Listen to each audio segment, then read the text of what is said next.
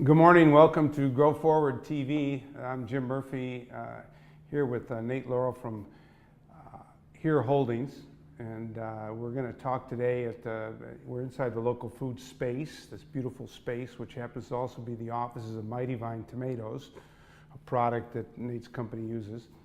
So we're going to talk to him a little bit about his farming, his history, his entrepreneurial spirit. Nate, welcome. Welcome. Thanks for having me. Okay, great. Let's just start. Tell us a little bit about where you're from, what you did in school, where'd you go, what got you going in this direction. Sure. So I'm from the Midwest. I grew up in a little town called Fox Lake, about an hour north of Chicago, and then went to school in Champaign. So went downstate and did a bachelor's and master's in computer engineering. And I spent 2 summers at Motorola up here in the suburbs, and that was two summers enough to know I didn't want to go into corporate America. And I started a software company in college, which kind of got me interested in technology, and eventually back here to the city and into a bunch of other startups. So that technology background somehow landed you.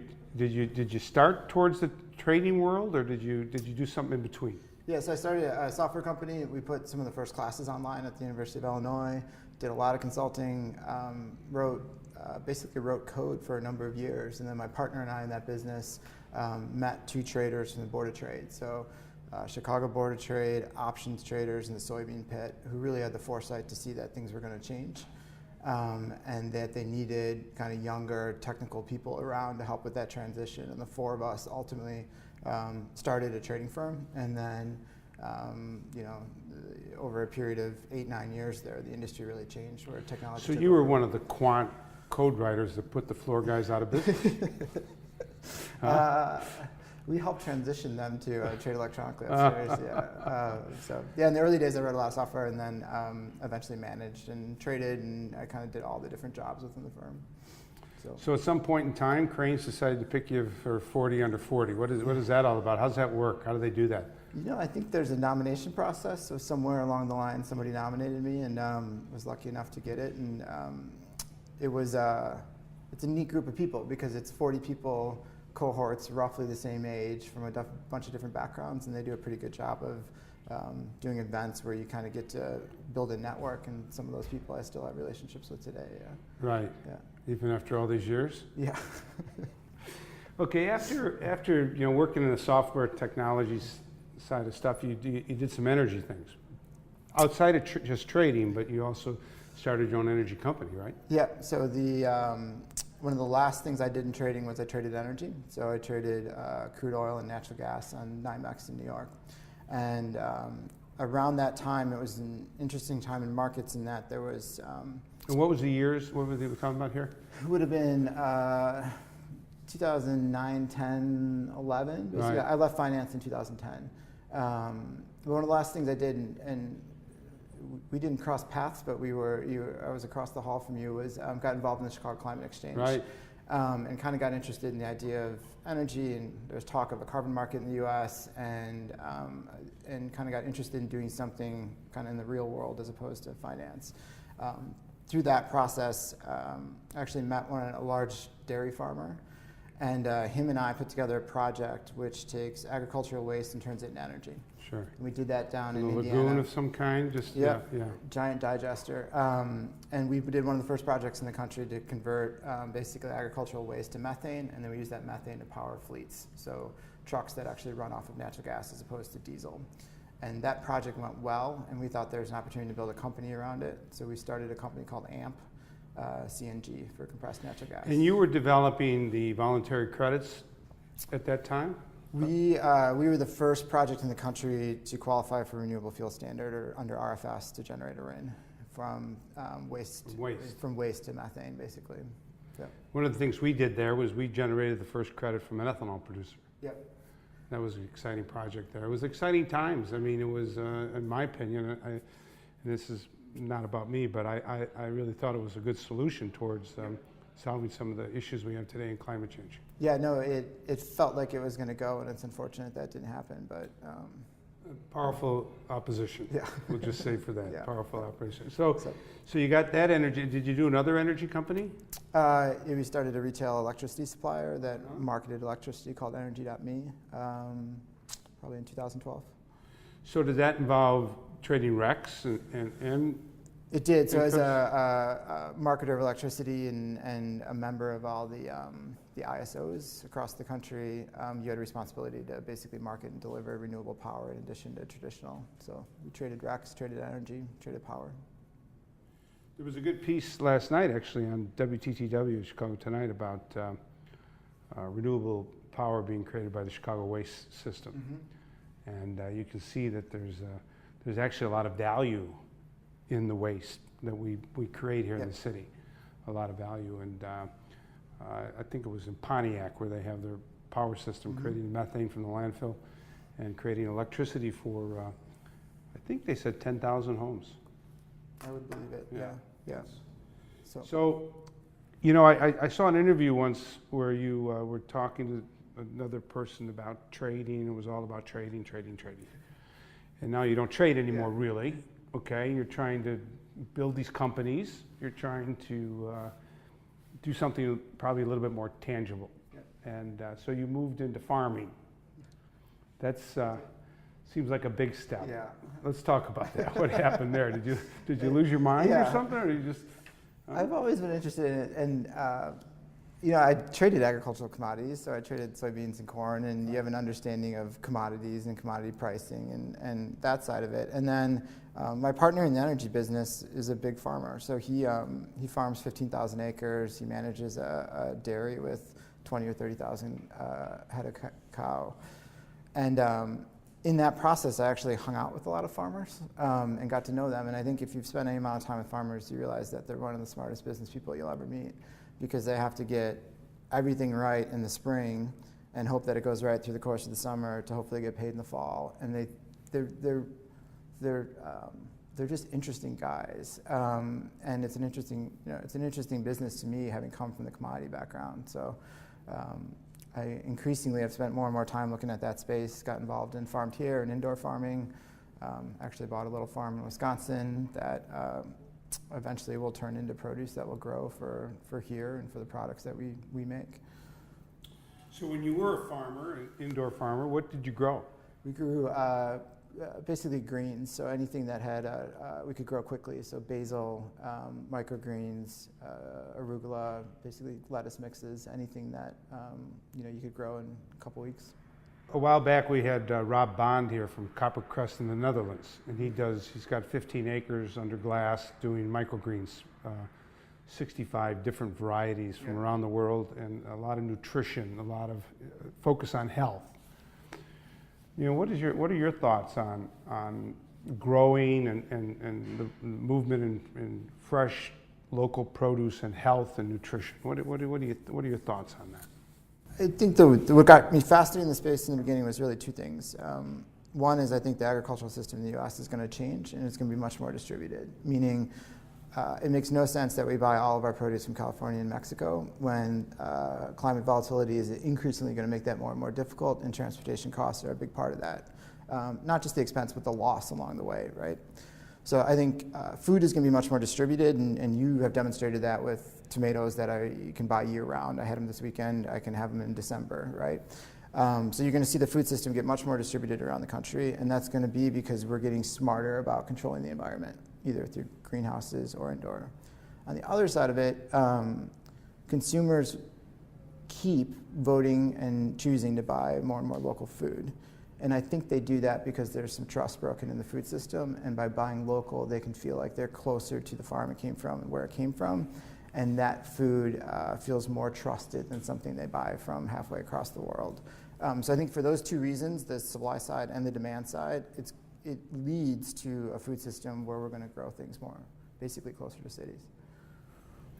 Both of our companies do a little business with a number of different retailers, so we don't ever want to single out one over the other. I mean, that's risky. But I was just wondering about your thoughts on the Amazon Whole Foods announcement last week, and what do you see there as the main play, or what do you see as a couple different layers of the play? I'm still wrapping my head around it. Amazon effectively bought distribution centers around the country to distribute fresh food, and then they bought 450 retail sites that they can use to be a touch point with customers. That seems like a pretty smart and cheap way to get into that business for them. What it ultimately means for Whole Foods as a brand, or where those stores go, or how that experience changes for the customer, I don't know. It's interesting, yeah. No, yeah. I think both sides are probably going to learn a lot over the first few years, and it's hard to know. Certainly the stores are not distribution centers. They're not designed to be a distribution center. I've read some pieces that talked about it being the distribution centers in the stores in the urban areas. And that just isn't going to work because they're not set up that way. They're set up to be retail. But I think it is interesting that they've decided on Whole Foods, which is a pretty good brand. Right. I have heard that. And some of those high-end grocers, anywhere from 15 to as much as 30% of sales are now moving through Instacart. And if that's the case, then they have become a point of distribution for those drivers to come in and pick and distribute out of, which is interesting, right? If you're a retailer and a quarter of your sales is now being done on delivery, right? I mean that whole world's changing pretty quickly. It's efficient for Amazon to do it that way, but maybe not. Yeah. Maybe not. They just kind of they seem to be try to figure out the most efficient way to do things, and they got it down to milliseconds. And they just to the point of I think they figured out it was either them or UPS that did a study that if they put the key to turn the truck on the left-hand side, then they could grab the strap and turn the key on at the same time, that they saved like $4 million a year. They only make right turns. Yeah, exactly. Yeah. So tell me about, is it Acumen? Yeah. What is that? What do you do? What is that? Acumen Fund is a nonprofit that basically has a concept they call patient capital. And patient capital is, so all the money comes into Acumen in the form of donations, but then it is invested basically in companies. So invested in for-profit companies trying to tackle poverty, and trying to tackle poverty in some of the tougher places around the world. So East Africa, West Africa, Pakistan, and India, and then most recently in South America. And they invest in businesses then in agriculture, energy, water, healthcare, and education. So people that have for-profit business models to try to tackle poverty, basically at the base of the pyramid. It would seem to me that, I don't really know that much about it, but it would seem to me that agriculture would have a big role in some of those countries in terms of trying to bring some type of investment into local agriculture. Yeah, most people at the bottom of the pyramid are basically subsistence farmers. So anything you can do to increase income, give them a higher price for their crop, more predictable revenue, any of those things basically enable people to get out of poverty. It seems better than just throwing free corn at them or free stuff that we can move, in some subsidized way, to actually try to develop a marketplace where they can grow something and bring it to market. Right. If it's going to be sustainable, it's got to be self-funded, and if it's going to, it's got to be an organization that can persist without funding eventually. And to do that, then it effectively needs to become a business in some way, shape, or form. Right. So we're kind of exporting American ingenuity instead of just shipping over free stuff. Yeah.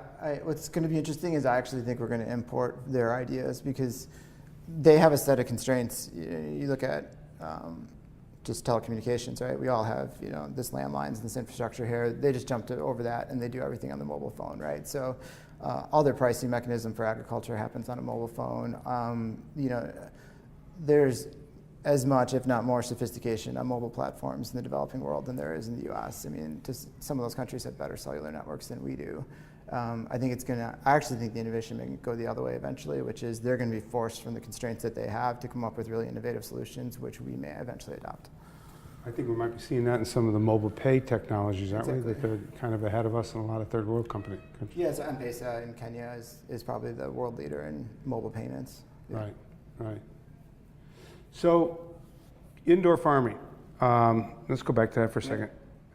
I had Rob Bond here, and on his card, it says metropolitan farmer. And I said, well, why is it metropolitan farming? And he goes, well, because I don't believe in urban farming. Yeah. Because it's too hard. What would you say to somebody who asked you that question? You think in Chicago, we got all this acreage, we got all this stuff. Do you think that most of our indoor farming is going to go on outside of town and bring it in, or do you think this concept of all these indoor farms and the side of the buildings and different ways of doing it inside the city is going to become a major force in produce in our city? I think it's going to be, to some extent, all of it, and it's going to depend a little bit on the crop and what you want to grow. I do think it's still early for pure indoor farming, but the economics of lighting and where things are going are on its side over the long term. That being said, to be successful as a farmer, whether it's in the field or under glass or indoor, you're going to have to be big. Scale. You're going to have to scale, right? So, where is there huge amounts of land or buildings that you can get for cheap? It's not going to be in the downtown. It would be silly to build it in the Loop, right, or the West Loop route.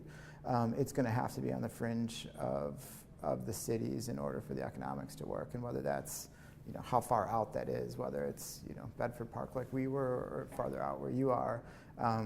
It's going to be tough to make. I think it's going to be tough to make it work in the urban core in any way, just by the scale of what you need. But all indoor farms, ours, yours, have needs for electrical energy. Mm-hmm. What's your prognosis on that? I think our energy costs were less than yours were, but do you think we can stay at these levels for a while, or in terms of pricing, both in terms of from electrical power situation in this state?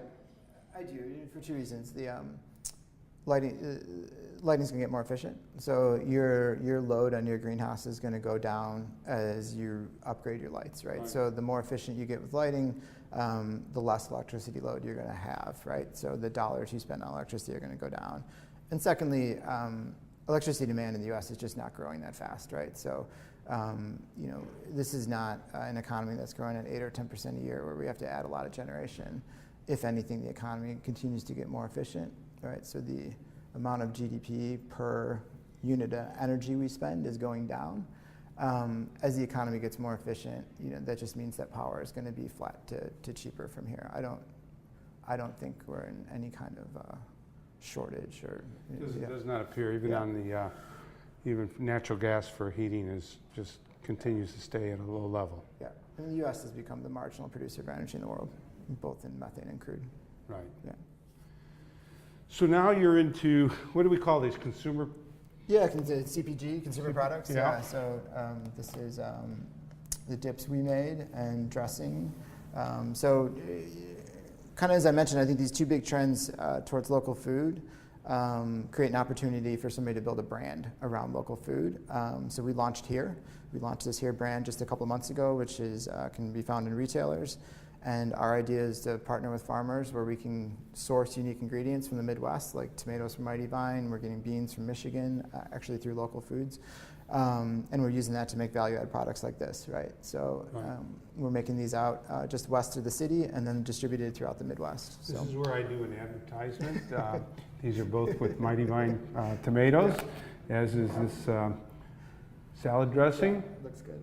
Okay, good. Yeah. Just wanted to be clear. So while we're both doing a little advertising today, which is okay. It's okay. So how's it been received so far? You just really started, right? Yeah, we just started. We're a couple months in, and so far it's gone great. The response from consumers has been good. The response from the farmers who make the products that actually go in here have been really, really excited. I was up in Michigan 2 weeks ago to meet with the bean farmer to watch them plant what we will then buy from them in the fall to go into these dips. And they couldn't have been more excited about their products going into these dips. Tell us about that farmer. I think you might be launching a video soon with that visit. Is that right? Yeah, exactly. Yeah, tell me about that farmer. So we went up. It's I've a farm. actually seen the video. So have you? Yeah. Yes. We met through the local foods distributor. You guys connected us. It's a bean farm called Carlson Arbogast up in Michigan, just north of Grand Rapids. And they made the decision to basically grow high-end beans. So they grow white beans, black beans, as opposed to just commodity soybeans. And the family's been on that land for their 5th generation. So her son now farms it, and they manage about 3,000 acres of beans that we hope to, in the future, to buy a lot of beans from them. So wow. It's cool, yeah. And how long ago did they make the transition from from commodity to It's been a long time, so it's probably been decades that they've been growing. That climate is particularly good for those beans, so there's a bit of a bean and potato belt in northern Michigan there that grows that type of crop. So what are some of your ideas for new products? I think from here, everything is moving towards convenience, right? So if we want to enable customers and consumers to basically eat healthier, kind of easier. To do that, I think that means we move into ready-made salads. We may do fresh salsa. We may eventually do meal kits, things where we could basically pair with local producers and we could get their fresh food, to consumers easier. So we're going to invest in basically the outside of the store, fresh, not stable, and we're going to invest in basically convenience. So that's the categories that people ask for. It is. And it's the category probably that Amazon has the biggest problem with. Certainly fresh, and certainly... Well, maybe that's why they bought Whole Foods. Right. Yeah. Just a couple more questions. I wanted to just kind of talk a little bit about your farm. Yeah. Where's it at? What are you going to try to grow? Who's running it for you? Because you got to be too busy to be fooling around on a farm too much. We have 70 acres in Wisconsin, just west of Kenosha, which is currently just contracted in corn, bean, and wheat, which over the next 3 years, will turn over to organic slowly, so probably a couple of acres at a time. Right. And then we will start to grow basically inputs for the Here products.